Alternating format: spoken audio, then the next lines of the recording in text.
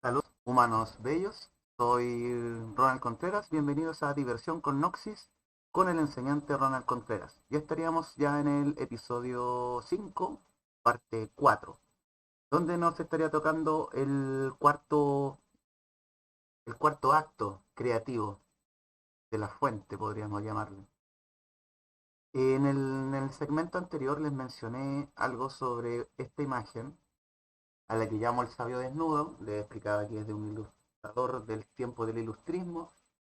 En algún momento, cuando toque hablar de la masonería y las hermandades secretas y todo ese tema, es probable que les explique bien el tema del ilustrismo y el daño que esto le hizo al conocimiento humano en los tiempos posteriores al Renacimiento. Eh, bueno, esta imagen para mí tiene básicamente tres propósitos. El primero es que se den cuenta de que lo que les estoy explicando no lo saco del bolsillo, no son y no viene de mi imaginación básicamente, sino que ha estado allí presente en símbolos y mucha gente a lo largo de la historia de la humanidad ha llegado a este mismo conocimiento y ha tratado de compartirlo. En este caso, como el señor del que estamos hablando era un ilustrador, probablemente solo dibujó lo que le estaban pidiendo que dibujara, como ya un diseñador gráfico y un publicista, sería esa misma relación. La segunda razón de que les quisiera compartir esta imagen es que tiene que ver con que esta imagen tiene dos mensajes.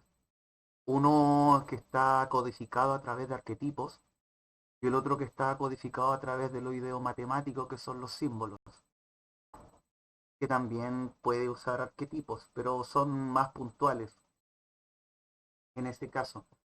Se podría decir que el mensaje externo eh, es más que nada una frase poética, más que otra cosa, es el ánimo de querer decir algo, y sería similar a los códigos que se encuentran escondidos dentro de las pinturas, por ejemplo, como básicamente la obra del código da Vinci se basa en este tipo de mensaje codificado a través de arquetipos. El otro, el símbolo este que tenemos al fondo, que es lo que está enseñando el sabio, tendría más relación a lo que son los agroglifos, a un tipo específico de agroglifos. Eh, Hay varios tipos de significados o propósitos frente a estos dibujos que nos dejan los de afuera.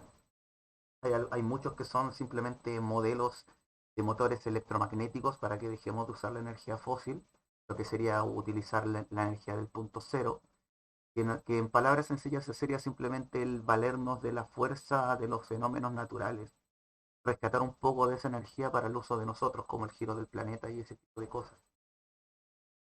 Eh, Vamos derecho al asunto de la imagen. La figura central, les voy a hablar primero del mensaje externo. En el centro de la imagen tenemos a este chico vestido solo con una toga y un birrete, y del birrete salen hojitas de vid y trae una especie de puntero para señalar lo que está enseñando. Este arquetipo nos estaría hablando o nos estaría diciendo de que el sabio se presenta desnudo al mundo, solo teniendo como defensa o vestimenta el conocimiento del orden divino, que es lo que representarían las hojitas de vid, que la uva es la vid y vid significa vida. Durante mucho tiempo el vino fue considerado vida, ya que el vino ya estaba fermentado y el agua podía tener parásitos, que en esos tiempos no se sabía, pero tenía mayores probabilidades de sobrevivir tomando vino que tomando agua. Básicamente por eso la uva representa vida. Entonces lo que él tiene en su mente, lo que su mente expresa es vida, más vida. El siguiente símbolo sería el arquetipo de las fieras que lo merodean. Están las fieras dándole vueltas. Esto sería un símbolo referente a las bestias, al durmiente, al sin alma, al muerto de espíritu. muchos maestros han habido, muchas formas, muchos nombres han recibido las personas que funcionan por el bajo ser, que funcionan desde el miedo, desde la búsqueda de placer y simplemente para defender su ego. Esas son las personas que viven dentro de sí mismas, no son, son personas que, no, que se han negado a la capacidad de seguir creciendo porque ya, según ellos, ya son lo que son. Más abajito tenemos a un obispo, un papa, por ahí un juez, que como símbolo nos estaría diciendo que el sabio se presenta ante autoridades a explicar lo que sabe. Y detrás hay otro señor que está durmiendo con una botellita de vino que simbolizaría el hedonismo, que representaría al que duerme en el placer y no hace nada más con eso. Ese sería el mensaje externo de la imagen. En el mensaje interno podríamos, básicamente sería darnos un pequeño resumen de lo que ella ha hecho hasta el momento. Partiríamos con el símbolo del centro, la vida, que estaría representando al verbo, al primer espíritu. Luego vemos que hay palabras, tres palabras en los bordes del hexágono por dentro. Y eso estaría hablándonos del segundo nivel de lo creado y la Trinidad que surge desde el primer ser. Uno sosteniendo a tres. En el siguiente proceso creativo, la Trinidad se dualiza y surge lo que les explicaba de la Trinidad de la luz y la Trinidad de la oscuridad, en donde surge la estrella de las seis puntas. Como podemos ver, hay palabras dentro de tres de los espacios de los seis y en los otros tres están vacíos. Los que tienen palabras se estarían refiriendo a la Trinidad de la luz y la otra serían vacuidad y por eso están vacías. Serían las formas de la oscuridad. En el cuarto movimiento, el 6 dualiza y surge la forma cromática del 12. Y aquí estaría representado con los signos del zodiaco. Algo interesante que habría que comentar sobre los signos del zodiaco es que nuestro cerebro básicamente funciona por impulsos eléctricos y eso genera un campo electromagnético específico para cada persona, pero sí compartimos la misma frecuencia. Y eso es lo que hace que haya un campo mayor de información que compartimos todos, que ha sido llamado característica, inconsciente colectivo, etcétera, etcétera, etcétera, campo mórfico humano, etcétera, etcétera. Al dividirse en 12, sucede que en el nivel anterior están los 7 neutros, los 7 originales, y en el siguiente nivel, en este donde surge el 12, comienza a haber 6 formas de luz y 6 formas de oscuridad dentro de las 7 conciencias. Entonces sucede este juego en donde podríamos tener encendido o apagado el primer chakra, que en realidad no es ni encendido ni apagado, sino que, porque siempre están funcionando, sino que funcionan hacia adentro o hacia afuera, comprimiéndose o expandiéndose.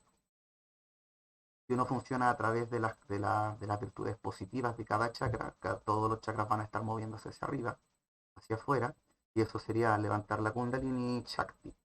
Si todos estuvieran en negativo, la fuerza sería una fuerza de constricción hacia abajo, en línea recta, hacia el suelo, y eso haría que el alma se llene de éter. Y ahí es donde se corre el riesgo de que se rompa el alma y fragmentarla. Y es cuando se pasa a sufrir esto de personalidades múltiples. Eh, bien, lo que le quería lo que le quería comentar sobre los signos. Eh, este campo electromagnético que determina nuestra personalidad o la forma en la que reacciona nuestro cerebro hacia qué tipo de información se va dependiendo del tipo de experiencia, se ve de cierta forma muy influenciado por, por, por, por la frecuencia de los astros que nos rodean. La onda gravitacional de cada astro sería, para que se entienda esto, sería como, es básicamente lo mismo que el Sol y los planetas, en donde todos los planetas están dentro del campo del Sol, y a su vez cada planeta también lanza su propia, tiene su propio volumen de interacción con el espacio.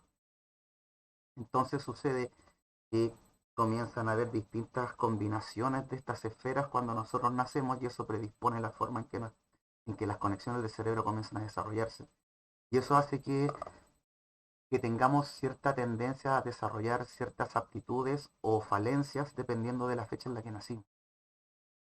Entonces realmente los signos no nos definen como seres, sino que es simplemente una especie de plantilla con la que nacemos para poder, de hecho, vencer las falencias que nos presenta ese esquema y como también aprovechar las ventajas que nos da ese esquema.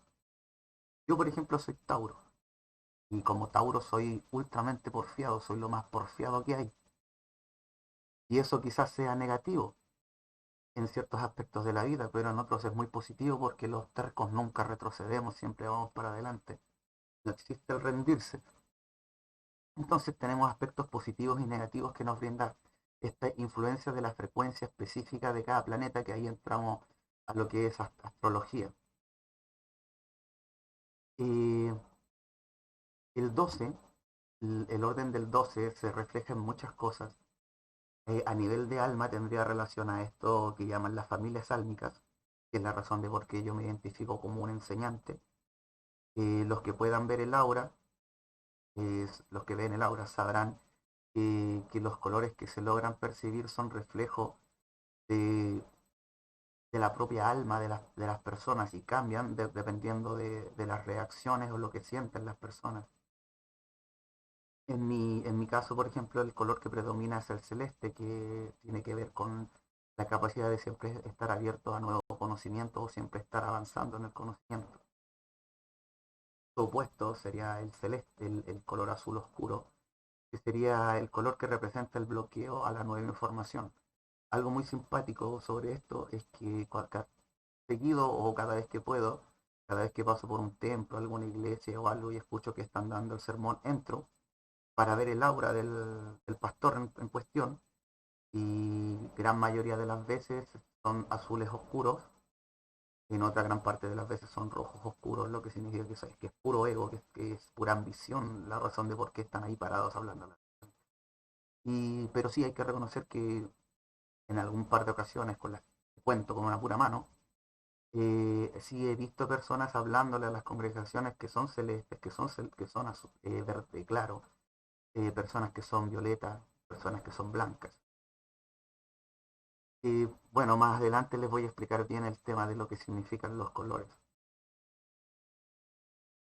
¿Qué más? Volviendo miren, esta imagen que les estoy mostrando ahora, quisiera mandarle un saludo al caballero del video. Esta imagen específicamente es de un video donde aparece acá arriba el nombre, Natural Minimal Superface Review, que es básicamente una charla que nos da este caballero sobre la mínima superficie natural, que sería un tema de la física que tiene que ver con las formas catenoidales, que tendría que ver con lo que entendemos como teoría de burbujas o la dinámica de burbujas, que es la teoría que le hace la pelea actualmente a la teoría de cuerdas y a la teoría M, que a medida que vayamos avanzando nos vamos a ir dando cuenta de que es todo al mismo tiempo.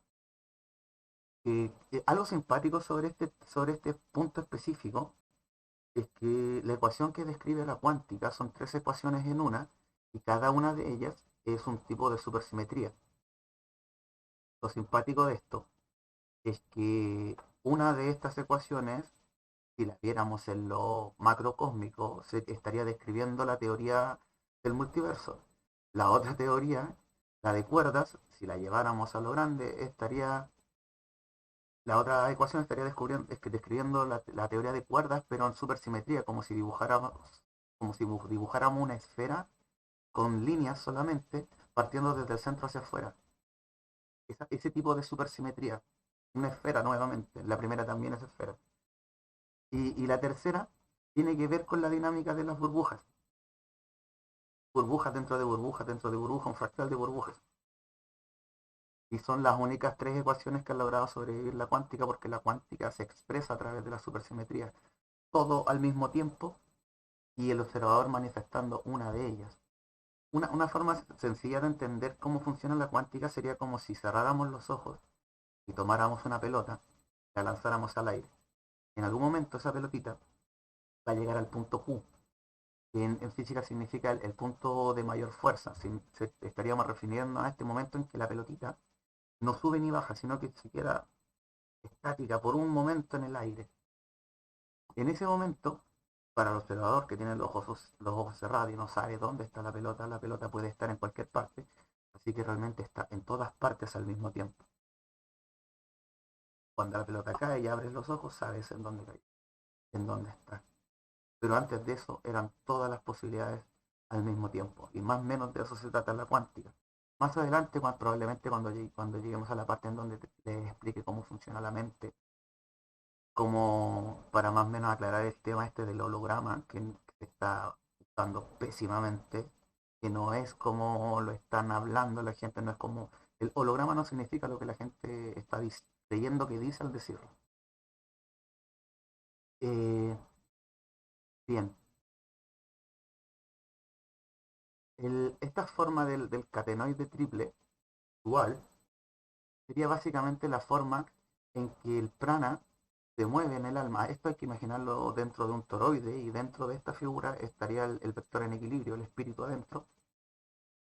Entonces nos llega la información de afuera, es recibida por alguno de estos 6 sectores, clasificándolo como algún tipo de información, pasa hacia adentro, el ser en el vector en equilibrio es procesado y se decide hacia qué lado, hacia qué tipo de información o reacción se va. Si queremos, si vamos a reaccionar frente a este estímulo con miedo, con agrado o desagrado, si nos afecta el ego, si no tiene que ver con el ego porque es parte del orden, si es verdad, si es mentira, si posee coherencia con mi entendimiento o con lo que entiendo, o si es desconocido, si tengo algo que le puedo aportar al asunto, realmente no me sirve para nada, etcétera, etcétera. Las 6 posibilidades, las 6 herramientas del ser: la sobrevivencia, la identidad, el agrado, la comunicación, el entendimiento y la vinculación. Son los 6 grados que le podemos dar a la información, básicamente. Entonces el prana se mueve para acá, para allá, para allá, para acá, para allá, para acá, pero siempre, si se fijan, pasa por el centro primero antes de ir hacia cualquier lado. Y tendría que ver, que tiene relación directa con esto que les trataba de explicar sobre el signo igual, donde pasa el positivo para allá, donde el positivo pasa para allá, para acá, para allá. Pero aquí tendríamos que imaginar que este igual tiene direcciones para todos lados y sucede que tiene una directa relación a cómo funcionan los átomos realmente, que los electrones no orbitan al átomo, sino que entran y salen y simplemente se manifiestan cuando entran al armónico que nos corresponde a nosotros, a nuestro rango de frecuencias, y desaparecen cuando ya se salen de este. Entonces aparecen y desaparecen en juegos geométricos en distintas direcciones, el mismo electrón saliendo en distintas direcciones, armando distintas geometrías para después entrar de nuevo, dar un giro y volver a hacerlo, y eso sucediendo en distintas escalas y en distintos niveles al mismo tiempo por todas partes. El átomo es una cosa muy, muy compleja, pero de a poquito les espero poder entregarles los conceptos básicos, las formas para que puedan visualizarlo y entender todo esto. Eh, bueno chicos, básicamente eso tendría que explicarles del cuarto acto creativo, en donde llega al 12. El, el quinto acto creativo es relativamente fácil de entender. El 12 trina y se vuelve 36, generando lo que podríamos entender como los decanatos dentro de los propios signos, que es esto de que cada signo está dividido en 3, siendo el primer decanato. Los del primer decanato tendrían ciertas cualidades similares al signo anterior. Los que están en el decanato del medio son muy, muy como el signo que les tocó nacer. Y los del tercer decanato son parecidos al signo que viene. Yo en mi caso soy Tauro del segundo decanato, soy Tauro, muy odioso con eso. Un torito porfiado. Eh, bien, el quinto movimiento, como les decía, lleva al número 36. El número 36 es interesante porque para poder generar un toroide, o más bien para que el primer flujo de energía que genera este toroide desde un vector, ya tenemos la singularidad, comienza a salir la información, regresa a la singularidad, se produce el cambio de ángulo hacia el ángulo invertido, sale de nuevo, entra de nuevo a la singularidad, se vuelve a producir un cambio de giro, vuelve a entrar y comienza a hacer este juego en que va formando el toroide. ¿Ya? Lo simpático de esto es que para que el primer rango que se genera, que sería la ensimismación de la primera vuelta con la segunda, este rango de aquí, para que ese ancho se vuelva a pasar por encima de aquí mismo, en donde queda ensimismado, no encima, sino que queda como corrido un poquitito, porque todo está en aceleración y todo está aumentando su frecuencia. Sucede en el momento de la vuelta 36. Y esto tiene que ver con pi, con con el número pi. A través de pi se comienza a generar la separación y se necesita un mínimo de 36 vueltas para generar una esfera completa. En el sexto movimiento, en el sexto acto creativo, el 36 se subdivide en tres partes, porque los toroides tienen un lado positivo, uno neutro y uno negativo. Entonces nos quedan 36 que pertenecen a lo positivo, 36 que pertenecen a lo neutro y 36 que pertenecen a lo negativo. Esto es muy importante. Suma 108. La razón de que el Japamala del hinduismo, este collar con cuentas, después fue usurpado por el catolicismo y terminó siendo el rosario, eh, tiene que ver con lo que podrían entenderse como las 108 frecuencias del pensamiento, las 108 formas en que se puede usar la voluntad. Y hay 36 formas positivas de usar la voluntad, 36 neutras y 36 negativas. Las 36 positivas tienen la cualidad de ser radiantes. Eso significa que dependen, para poder existir, dependen de un, ¿cómo se podría decir? De un punto de vista, no, de un objetivo, de un objeto, sí, de un objetivo exterior al ser para poder manifestarse. Como por ejemplo podría ser el altruismo. No puede ser altruista si estuvieras absolutamente solo en el mundo, no podrías ser altruista porque no tendrías a quien ayudar. Entonces tenemos que, por ejemplo, el altruismo solo funciona, solo existe cuando tienes a quien ayudar. Así que es sostenida por lo que existe para afuera y claro, es una voluntad creativa, estás tratando de crear vida, de ayudar a la vida. Una virtud neutra serían las virtudes que son autosostenidas, serían las que no necesitan de nada, ni de afuera ni de adentro, para existir. Que sería, por ejemplo, la armonía. Uno puede tener armonía a pesar del caos o paz que hay afuera. El, el orgullo es una... No, miento, el orgullo se sostiene en una idea. Bien, las negativas serían las que dependen de algo también de afuera, pero con el ánimo de destruir, como sería la envidia. La envidia tiene tienes como objetivo algo de afuera, pero lo quisieras para ti, que fuera tuyo, que estuviera dentro, tuyo, fuera una posesión. Y ahí se nos mezcla el sentido de posesión en donde el yo se extrapola a aquello que llamamos mío, que es otro tema. Eh, Eso, básicamente. El, las 108, las 108 frecuencias del pensamiento tienen directa relación a las distintas formas en las que podemos usar la información.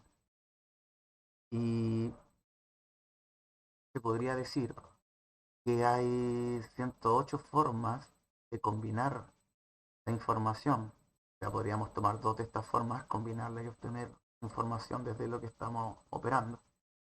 Y básicamente esta sería la mecánica detrás de los sentidos internos, de las habilidades que le llaman.